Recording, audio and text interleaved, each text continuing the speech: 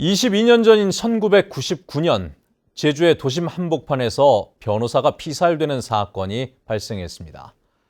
장기 미제로 남아있던 이 사건에 대해 경찰이 재수사를 벌인 끝에 해외로 도망갔던 피의자를 검거해 압송해왔습니다.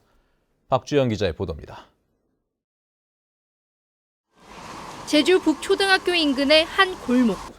승용차 주변에 떨어진 혈흔에 대해 경찰이 조사를 벌입니다. 앞면으로 상처가 3군데 있는데 뭐 칼로 맞은 건지 뭘로 맞은 건지는 지금 지난 1999년 제주시 삼도 이동에서 살인 사건이 발생했습니다.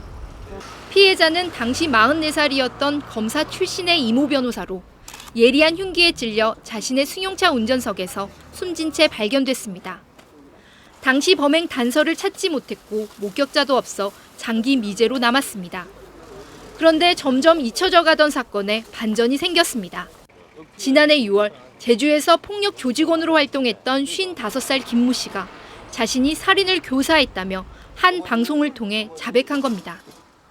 당시 조직 두목인 백모 씨로부터 범행을 지시받고 또 다른 조직원 손모 씨에게 살인을 교사했다고 주장했습니다. 바로 재수사에 착수한 경찰은 김 씨에 대해 인터폴에 적색 수배를 요청했고 캄보디아에 있던 김 씨는 불법 체류 혐의로 현지에서 붙잡혀 그제 국내로 강제 소환됐습니다. 경찰은 법 적용이 가능하다는 입장입니다. 김 씨가 공소시효 만료 전에 해외에 있던 기간은 8개월여. 형사처벌을 피할 목적으로 국외로 도피한 기간 동안은 공소시효가 정지되는데 이 기간을 적용하면 공소시효 만료일은 2015년 8월 이후가 되면서 살인사건의 공소시효를 폐지한 일명 태완이법을 적용할 수 있다는 겁니다. 그 관련 판례를 저희가 면밀히 검토했습니다.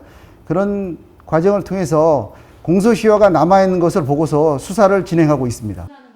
다만 범행을 지시했다는 당시 두목 백 씨와 조직원 손 씨 모두 사망해 범행을 입증하기는 쉽지 않은 상황입니다.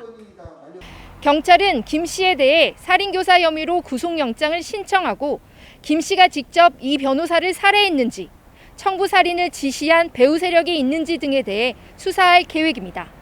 MBC 뉴스 박주연입니다.